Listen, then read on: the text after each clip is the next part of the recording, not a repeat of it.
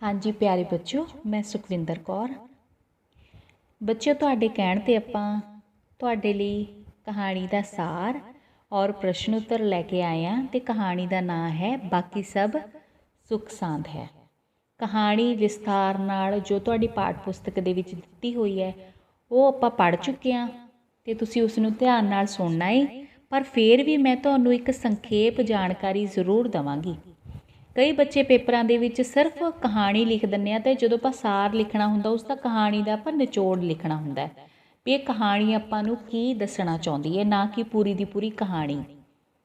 घटना सारी देनी हुंदी है पर कहानी दा जो निचोड़ है कोई ना कोई कहानी आपां नूं कुछ तां दस के जांदी होगी ना, उहनूं सुण के समझ के ते फिर आपां अपने वल्लों उस नूं लिखना हुंदा है, पेश करना हुंदा है। चलो मैं तुहानूं संखेप रूप दे विच इस बारे दसदी हां। बाकी सब सुख सांद है कहानी दा संखेप रूप विच सार। मोहन सिंह 5वीं तो 10वीं पास करन तक बीही दे सारे लोकां दीयां चिट्ठियां लिखदा सी, पिंड दे लोकां दीयां, जो कुड़ियां अपने परदेस पतियां वल्लों गिलियां नहोरियां ते टिचरां नाल भरियां हुंदियां सन। बुढ़ियां दीयां चिट्ठियां विच कुपत्ती नूं, फौज विच भर्ती होए मुंडे, मापियां दी बैठी धी, मतलब मापियां दे बार विच बैठी धी ते जिस नूं सहुरे तंग करदे सन, हत्थ दी तंगी जां मुकदमे आदि दे दुखां दा जिक्र हुंदा सी। तंग आया मोहन सिंह लोकां दीयां चिट्ठियां लिखण तो टाल मटोल करन लगा, जिस करके लोग उस दे विरुद्ध गुस्से नाल भर गए सन ते कहंदे सन कि ਉਹ हर एक ਅੱਗੇ कबीलदारी ਦੇ ਪਰਦੇ नहीं ਫੋਲ ਸਕਦੇ, इस करके उस तो चिट्ठी लिखवाउणा चाहुंदे सन। परसों हर कौर दीयां अखां विच अथरू देख के मोहन सिंह नूं चिट्ठी लिखण लई उसदे घर जाना पिया। उसनूं दुੱਧ पिलाउण मगरों हर कौर ने उसनूं चिट्ठी विच अपने फौजी पुੱਤਰ ਨੂੰ मुकदमे, ਪ੍ਰਾਹੁਣੇ ਦੇ ਗਵਾਚਣ, ਮੱਝ ਦੇ ਤੂਣ ਅਤੇ ਉਸਦੀ ਪੂਛ ਤੇ ਬਾਹਮਣੀ ਲੜ ਗਈ ਸੀ ਉਸ ਬਾਰੇ, ਫਸਲ ਦੇ ਮਾਰੇ ਜਾਣ, ਮਾਮਲੇ ਲਈ ਵੱਛੇ ਨੂੰ ਵੇਚਣ, ਨਾਰੇ ਬਲਦ ਦੇ ਕੰਨੇ ਦੇ ਮਤਾੜਨ, ਉਸਦੀ ਪਤਨੀ ਦੇ ਬੱਚਾ ਹੋ ਕੇ ਮਰ ਜਾਣ ਤੇ ਉਸਦੀ ਪਤਨੀ ਦੇ ਮਰਨ ਕੰਢੇ ਤੇ ਪਏ ਹੋਣ ਬਾਰੇ ਉਸਨੂੰ ਫੌਜ ਵਿੱਚ ਨਾਮਾ ਕਟਾਉਣ ਬਾਰੇ ਚਿੱਠੀ ਲਿਖਵਾਉਂਦੀ ਹੈ। ਪਰ ਅੰਤ ਦੇ ਵਿੱਚ ਉਹ ਲਿਖਵਾਉਂਦੀ ਹੈ ਕਿ ਬਾਕੀ ਸਭ ਸੁੱਖ ਸਾਂਦ ਹੈ। ਹਰ ਕੌਰ ਦੇ ਇਹ ਸ਼ਬਦ ਸੁਣ ਕੇ ਮੋਹਨ ਸਿੰਘ ਦੇ ਹੱਥੋਂ ਕਲਮ ਡਿੱਗ ਪਈ ਕਿ ਇੰਨਾ ਕੁਛ ਹੋਣ ਦੇ ਬਾਵਜੂਦ ਉਹ ਔਰਤ ਕਹਿ ਰਹੀ ਸੀ ਕਿ ਸਭ ਸੁੱਖ ਸਾਂਦ ਹੈ।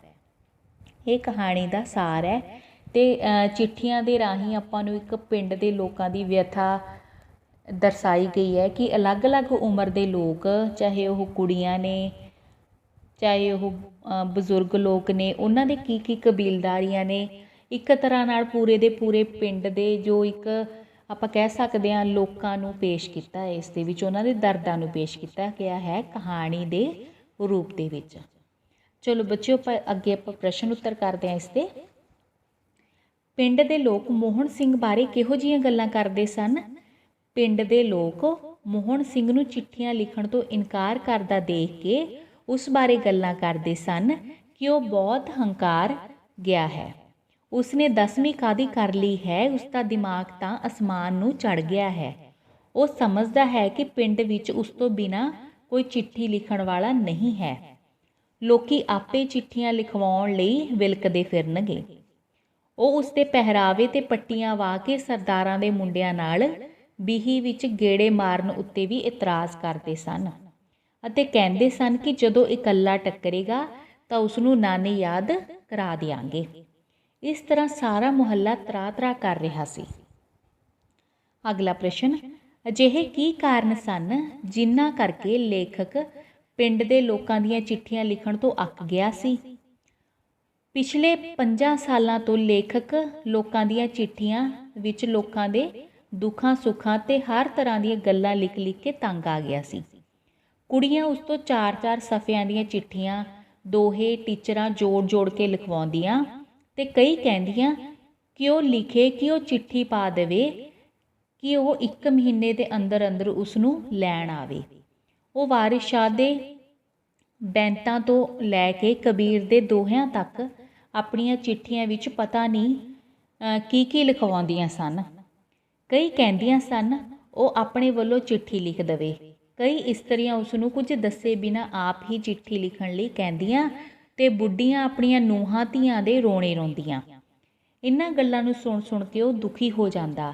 ਇਸ ਕਰਕੇ ਲੇਖਕ ਚਿੱਠੀ ਲਿਖਣ ਤੋਂ ਅੱਕ ਗਿਆ ਸੀ। ਮੋਹਨ ਸਿਆਂ, ਤੇਤੋਂ ਅਸੀਂ ਕਦੇ ਕੋਈ ਗੱਲ ਲੁਕਾ ਕੇ ਨਹੀਂ ਰੱਖੀ, ਨਾਲੇ ਤੂੰ ਸਾਡੀ ਸੁਣ ਵੀ ਧਿਆਨ ਨਾਲ ਲੈਣਾ ਏ। ਪਿੰਡ ਦੇ ਲੋਕ ਲੇਖਕ ਨੂੰ ਅਜਿਹਾ ਕਿਉਂ ਕਹਿੰਦੇ ਸਨ? ਅਸਲ ਵਿੱਚ ਪਿੰਡ ਦੇ ਲੋਕ ਲੇਖਕ ਤੋਂ ਚਿੱਠੀਆਂ ਲਿਖਵਾਉਂਦੇ ਰਹੇ ਹੋਣ ਕਰਕੇ ਉਸ ਨਾਲ ਖੁੱਲ੍ਹੇ ਹੋਏ ਸਨ ਤੇ ਉਹ ਉਹਨਾਂ ਦੇ ਭੇਤਾਂ ਦਾ ਸਾਂਝੀਦਾਰ ਸੀ। ਉਹ ਨਹੀਂ ਸਨ ਚਾਹੁੰਦੇ ਕਿ ਉਹ ਕਿਸੇ ਹੋਰ ਅੱਗੇ ਆਪਣੇ ਘਰਾਂ ਤੇ ਦਿਲਾਂ ਦੀਆਂ ਗੱਲਾਂ ਫੋਲਣ। ਇਸ ਕਰਕੇ ਉਹ ਲੇਖਕ ਨੂੰ ਉਪਰੋਕਤ ਸ਼ਬਦ ਕਹਿੰਦੇ ਹੋਏ ਇਹ ਗੱਲ ਸਪਸ਼ਟ ਕਰਦੇ ਸਨ ਕਿ ਉਹ ਉਸ ਤੋਂ ਇਲਾਵਾ ਹੋਰ ਕਿਸੇ ਤੋਂ ਚਿੱਠੀਆਂ ਨਹੀਂ ਲਿਖਵਾਉਣਾ ਚਾਹੁੰਦੇ ਸਨ। ਅਗਲਾ ਪ੍ਰਸ਼ਨ, ਮਾਂ ਹਰ ਕੌਰ ਨੇ ਲੇਖਕ ਨੂੰ ਘਰ ਬੁਲਾ ਕੇ ਉਸ ਦੀ ਆਓ ਭਗਤ ਕਿਵੇਂ ਕੀਤੀ ਸੀ? ਉੱਤਰ, ਹਰ ਕੌਰ ਨੇ ਲੇਖਕ ਨੂੰ ਘਰ ਬੁਲਾ ਕੇ ਉਸ ਦੀ ਆਓ ਭਗਤ ਕਰਨ ਲਈ ਦਰਵਾਜ਼ੇ ਵਿੱਚ ਪੀੜੀ ਡਾਹੀ ਤੇ ਅੱਗੇ ਦੁੱਧ ਦਾ ਗਲਾਸ ਰੱਖਿਆ। ਮੋਹਨ ਦੇ ਨਾਂ ਨੁਕਰ ਕਰਨ ਉੱਤੇ ਉਸਨੇ ਉਸ ਨੂੰ ਕਿਹਾ ਕਿ ਉਹ ਦੁੱਧ ਜ਼ਰੂਰ ਪੀਵੇ। ਉਹ ਉਸ ਦਾ ਹੱਕ ਨਹੀਂ ਰੱਖਦੀ। ਉਹ ਵੇਲੇ ਕੁਵੇਲੇ ਲੋੜ ਪੈਣ 'ਤੇ ਉਸ ਨੂੰ ਦੁੱਧ ਵੀ ਭੇਜ ਸਕਦੀ ਹੈ ਜਾਂ ਉਹ ਦੁੱਧ ਆ ਕੇ ਲਿਜਾ ਸਕਦਾ ਹੈ, ਪਰ ਉਸ ਨੂੰ ਚਿੱਠੀ ਜ਼ਰੂਰ ਲਿਖਣੀ ਪਏਗੀ। ਉਸ ਨੇ ਉਸ ਨੂੰ ਕਾਰਡ ਦਿੰਦਿਆਂ ਦੁੱਧ ਪੀਣ ਲਈ ਕਿਹਾ। ਜਦੋਂ ਮੋਹਨ ਨੇ ਗਰਮ ਗਰਮ ਗਲਾਸ ਚੁੱਕ ਕੇ ਬੁੱਲਾਂ ਨੂੰ ਲਾਇਆ ਤਾਂ ਉਸ ਦੇ ਬੁੱਲ ਤੇ ਜੀਭ ਸੜ ਗਏ ਸਨ। ਇਹ ਦੇਖ ਕੇ ਹਰ ਕੌਰ ਨੇ ਦੁੱਧ ਫੇਂਟ ਦਿੱਤਾ ਤੇ ਉਸਨੇ ਉਹ ਦੁੱਧ ਪੀ ਲਿਆ। ਲੇਖਕ ਦੀ ਹਰ ਕੌਰ ਨੇ ਬਹੁਤ ਆਓ ਭਗਤ ਕੀਤੀ ਸੀ। ਅੱਗੇ ਪ੍ਰਸ਼ਨ, ਚਿੱਠੀ ਲਿਖਵਾਉਂਦਿਆਂ ਹਰ ਕੌਰ ਨੇ ਅਜਿਹਾ ਕਿਹੜਾ ਵਿਸ਼ਾ ਛੋਹਿਆ ਜਿਸ ਨਾਲ ਲੇਖਕ ਦਾ ਮਨ ਖਰਾਬ ਹੋ ਗਿਆ? ਚਿੱਠੀ ਲਿਖਵਾਉਂਦਿਆਂ ਹਰ ਕੌਰ ਨੇ ਜਦੋਂ ਆਪਣੀ ਨੂੰਹ ਕਰਤਾਰੋ ਦੀ ਦੁੱਖ ਭਰੀ ਹਾਲਤ ਦਾ ਵਿਸ਼ਾ ਛੋਹਿਆ, ਉਸ ਨੂੰ ਇਹ ਲਿਖਣ ਲਈ ਕਿਹਾ ਕਿ ਪਰਸੋਂ ਕਰਤਾਰੋ ਨੇ ਪੁੱਤਰ ਨੂੰ ਜਨਮ ਦਿੱਤਾ ਸੀ ਜੋ ਕਿ ਗੁਜ਼ਰ ਗਿਆ ਸੀ ਤੇ ਪਰ ਹੁਣ ਕਰਤਾਰੋ ਵੀ ਬਹੁਤ ਬਿਮਾਰ ਹੈ।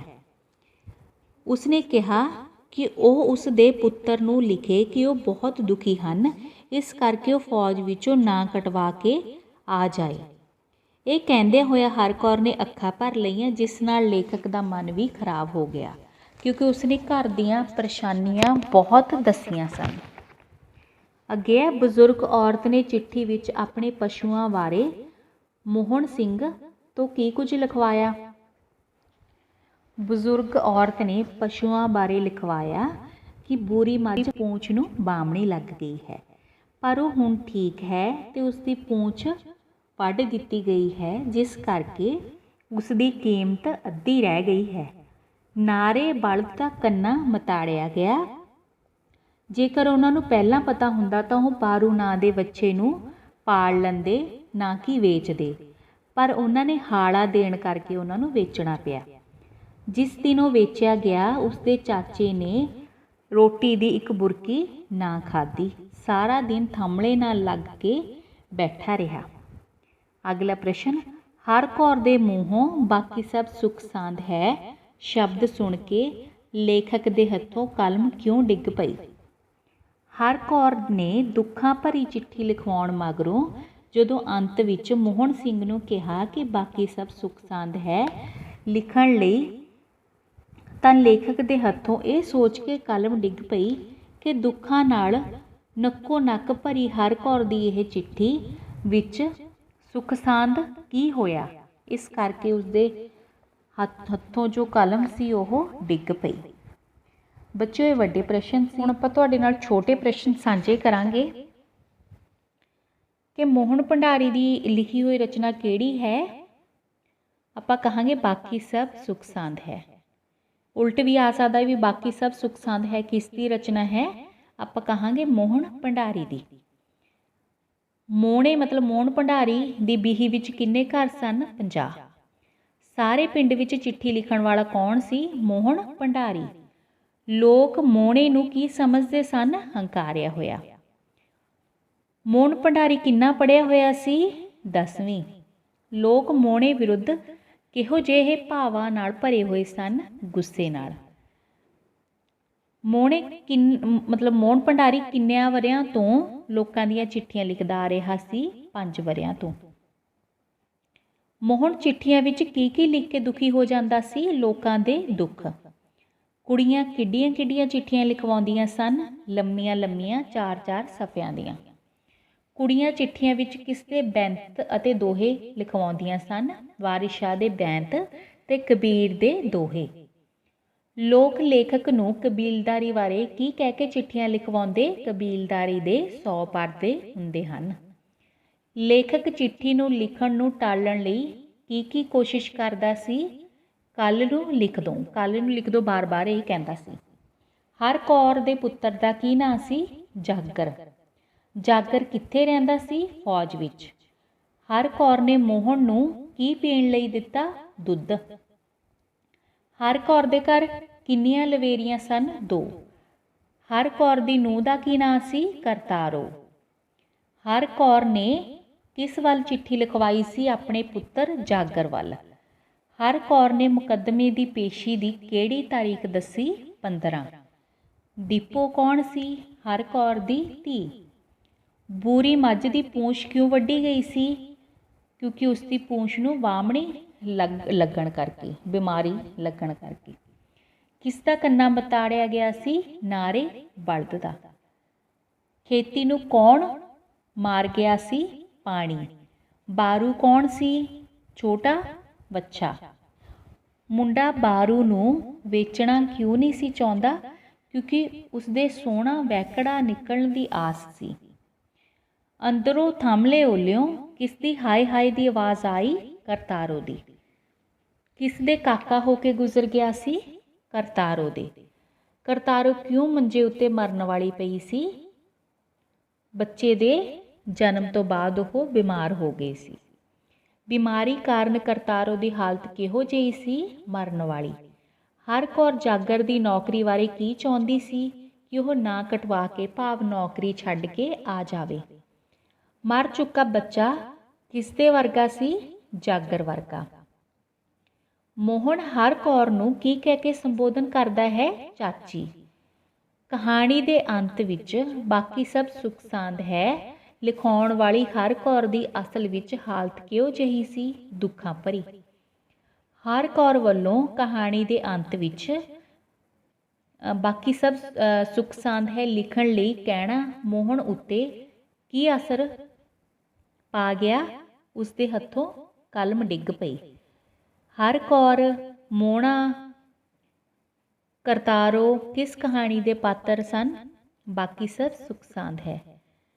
ਬਾਕੀ ਸਭ ਸੁੱਖ ਸਾਂਦ ਹੈ ਕਹਾਣੀ ਵਿੱਚ ਕਿਹੜਾ ਪਾਤਰ ਪੜ੍ਹਿਆ ਲਿਖਿਆ, ਲੋਕਾਂ ਦੇ ਦੁੱਖ ਸੁੱਖ ਸਮਝਣ ਵਾਲਾ, ਲੋਕਾਂ ਦੇ ਵਿਸ਼ਵਾਸ ਦਾ ਪਾਤਰ ਹੈ? ਮੋਹਣ ਭੰਡਾਰੀ। ਸੋ ਬੱਚਿਓ, ਇਹ ਸੀ ਸੰਖੇਪ ਪ੍ਰਸ਼ਨ ਤੇ ਮੈਨੂੰ ਆਸ ਹੈ ਵੀ ਤੁਹਾਨੂੰ ਚੰਗੀ ਤਰ੍ਹਾਂ ਇਹ ਪਾਠ ਸਮਝ ਆ ਗਿਆ ਹੋਏਗਾ। ਬੱਚਿਓ, ਸੁਣਨ ਲਈ ਸਮਝਣ ਲਈ ਤੁਹਾਡਾ ਬਹੁਤ ਬਹੁਤ ਧੰਨਵਾਦ।